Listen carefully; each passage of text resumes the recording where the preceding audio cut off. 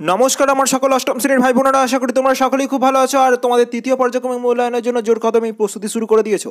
সেই প্রস্তুতিকে আরও সহজতর করে তুলতে নিয়ে চলে এসেছি তোমাদের জন্য গণিত থেকে বেশ কয়েকটি গুরুত্বপূর্ণ প্রশ্নোত্তর নিয়ে। বন্ধুরা, হাতে গোনা বেশ কয়েকটি প্রশ্ন যা করলে তোমাদের রেজাল্ট আসবে নজর করা সাফল্য। তাই ভিডিওটি অবশ্যই শেষ পর্যন্ত দেখবে, ভালো লাগলে লাইক করে দিও, বন্ধুদের মধ্যে যতটা পারো ভিডিওটি শেয়ার করে দাও আর চ্যানেলটিতে নতুন হলে সাবস্ক্রাইব করতে কিন্তু একদম ভুলো না। তো চলো কথা না বলে এই ভিডিওটি শুরু করা যাক।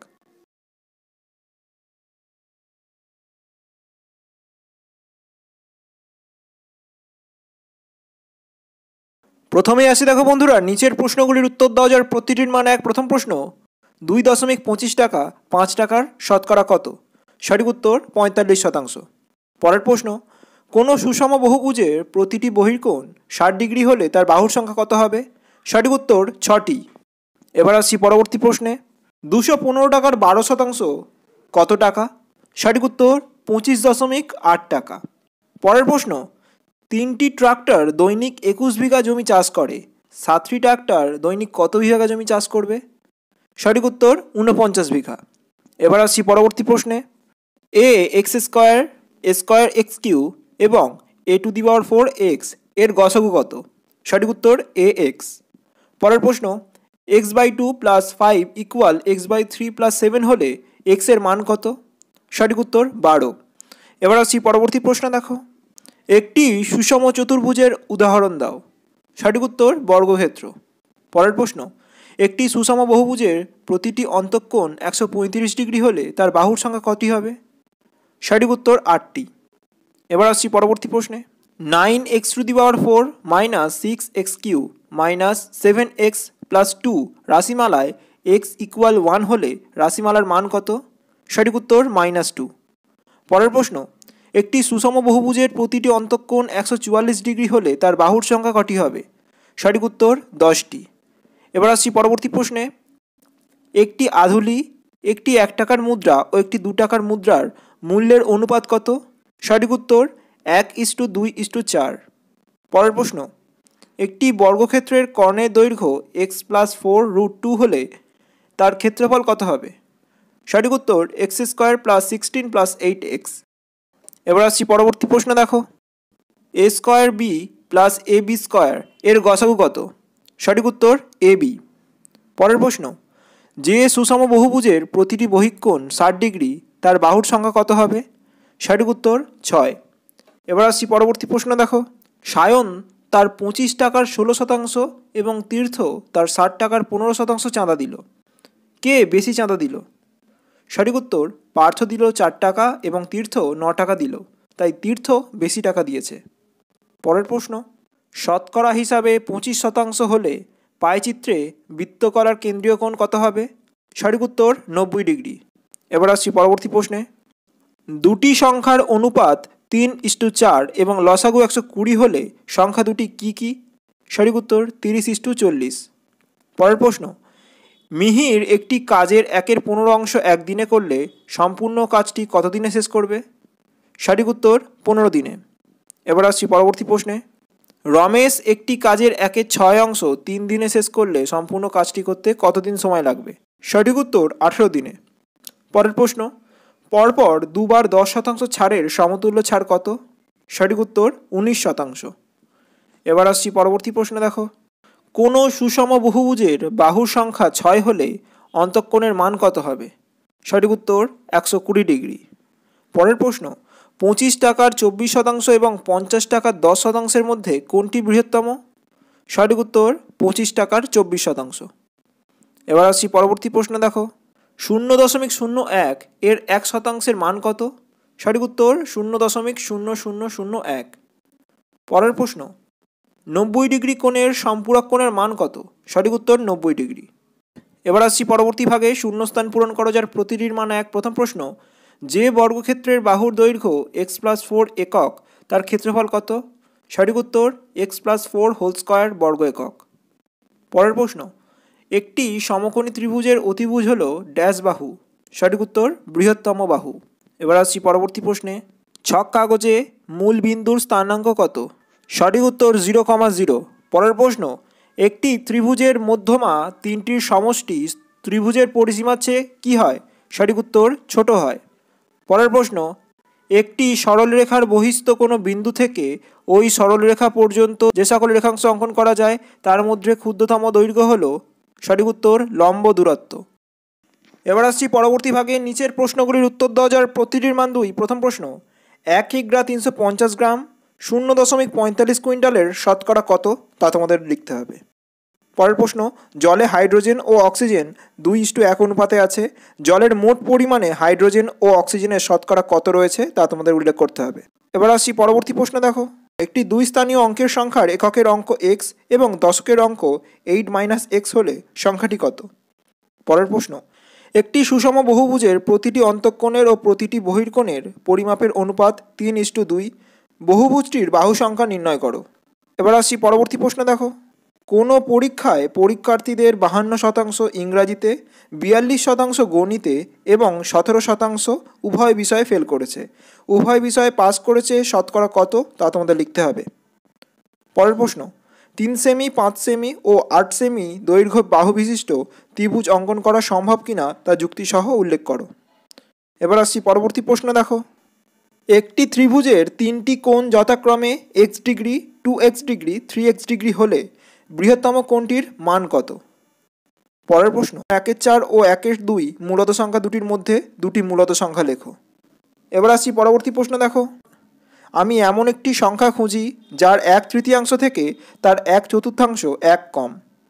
পরের প্রশ্ন, x + 1/x = -1 হলে x³ - 1 এর মান কত। এবার আসছি পরবর্তী প্রশ্নে, যে কাজ 10 জন বালক 4 দিনে করতে পারে সেই কাজের কত অংশ 8 জন বালক একদিনে করতে পারবে। পরের প্রশ্ন, একটি পঞ্চভুজের 4টি কোণের পরিমাপ যথাক্রমে 65 ডিগ্রি, 89 ডিগ্রি, 132 ডিগ্রি এবং 116 ডিগ্রি, পঞ্চম কোণটির পরিমাপ লেখো। এবার আসছি পরবর্তী প্রশ্নে, যে পরিমাণ শস্যে 24 জন লোকের 20 দিন চলে সেই পরিমাণ শস্যে 40 জন লোকের কতদিন চলবে তা ত্রৈরাশিক পদ্ধতিতে হিসাব করো। পরের প্রশ্ন, দুটি সংখ্যার গুণফল 3x² + 8x + 4 এবং একটি সংখ্যা যদি 3x + 2 হয় তবে অপর সংখ্যাটি কত। এবার আসছি পরবর্তী ভাগে, উৎপাদকে বিশ্লেষণ করো। x² + 7x - 18। পরের প্রশ্ন, x² + 5x + 6। এবার আসছি পরবর্তী প্রশ্নে, লঘিষ্ঠ আকারে প্রকাশ করো। 18a⁴ b⁵ c² / 24a⁷ b²। পরের প্রশ্ন, a² - ab + b² / a² + ab ভাগ aq + bq / a² - b²।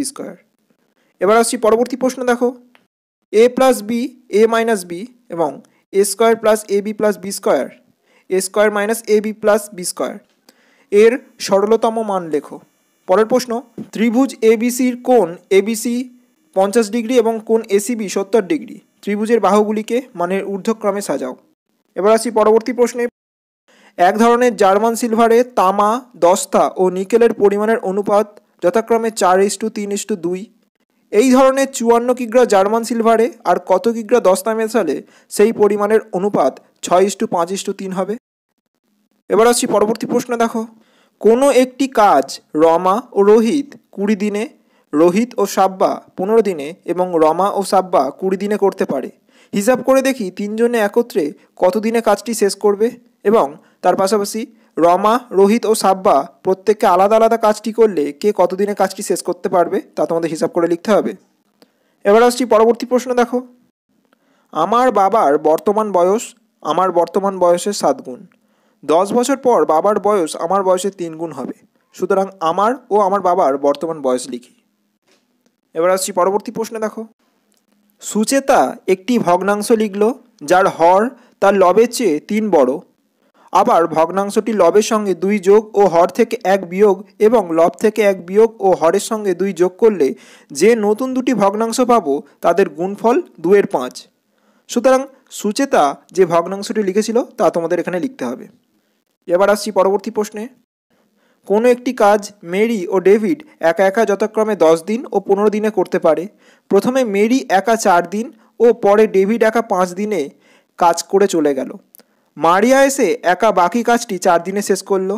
যদি মেরি, ডেভিড ও মারিয়া একসঙ্গে কাজটি করত তবে কাজটি কতদিনে শেষ হতো তা তোমাদের নির্ণয় করতে হবে। এবার আসছি পরবর্তী প্রশ্নে। এক পাত্র শরবতে 5:2 অনুপাতে সিরাপ ও জল মেশানো আছে। ওই শরবতের কতটুকু অংশ তুলে নিয়ে তার পরিবর্তে সমপরিমাণ জল ঢাললে সিরাপ ও জলের পরিমাণ সমান সমান হবে, হিসাব করে লিখি। এবার আসছি পরবর্তী প্রশ্নে। চিনির মূল্য 20% বেড়ে গেছে, তাই চিনির মাসিক খরচ অপরিবর্তিত রাখতে চিনির মাসিক ব্যবহারের পরিমাণ কত কম করতে হবে তা নির্ণয় করো। এবার আসছি পরবর্তী প্রশ্নে। 30 জন লোক 15 দিনে একটি গ্রামের রাস্তার 3/7 সারান। যদি আরও 10 জন লোক কাজটি করতে আসেন তাহলে রাস্তার বাকি অংশ সারাতে কতদিন সময় লাগবে, হিসাব করে লেখো। এবার আসছি পরবর্তী প্রশ্ন দেখো। 25 জন কৃষক একটি সমবায় সমিতির 2400 বিঘা জমি 36 দিনে চাষ করেন। সমিতি একটি ট্রাক্টর কেনায় দেখা যায় অর্ধেক জমি 30 দিনে চাষ করা যায়। একটি ট্রাক্টরের ক্ষমতা কতজন কৃষকের চাষ করার ক্ষমতার সমান তা ত্রৈরাসিক পদ্ধতিতে নির্ণয় করো। এবার আসছি পরবর্তী প্রশ্নে। আমি এমন একটি ভগ্নাংশ খুঁজি যার হর তার লবের থেকে 2 বড় এবং লবের সঙ্গে 3 যোগ ও হর থেকে 3 বিয়োগ করলে ভগ্নাংশটি 7/3 সমান হবে। এবার আসছি পরবর্তী প্রশ্নে দেখো। 2 প্রকার পিতলে তামা ও দস্তার পরিমাণের অনুপাত যথাক্রমে 8:3 এবং 15:7। এই 2 প্রকার পিতল 5:2 অনুপাতে মেশালে যে নতুন প্রকারের পিতল পাওয়া যাবে তাতে তামা ও দস্তার পরিমাণের অনুপাত কী হবে, হিসাব করে লিখি। এবার আসছি পরবর্তী প্রশ্নে। জল জমে বরফ হলে আয়তন 10% বৃদ্ধি পায়।